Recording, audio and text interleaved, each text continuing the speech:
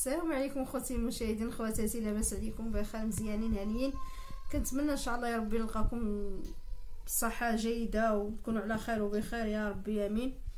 دابا انا اليوم جيت غير نهضر معكم. انا عدلت واحد شويه البريوات غير بالعجينه د الرغايف، واحد شويه فطائر. قلت ان شاء الله يا ربي نهضر معكم واحد شويه. كنتمنى لكم ان شاء الله يا ربي الرباح والتيسير.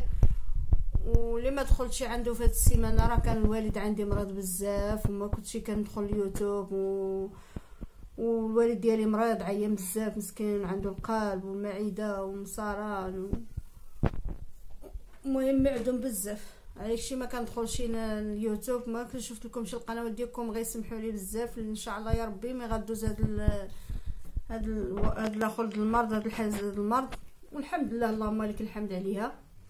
ديك الساعه ان شاء الله كلكم غنشوف لكم فيديوهات ديالكم. كنتمنى ان شاء الله يا ربي خوتي تبقاو معايا ونبقى معاكم، وشكرا جزيلا. ودعوا مع الوالد ديالي بالشفاء بزاف. كنتمنى كاملكم تكتبوا لي في التعاليق غير بالشفاء الوالد ديالي، ما خصني حتى شي حاجه، كتبوا لي غير بالشفاء. وشكرا بزاف، شكرا جزيلا اخوتي.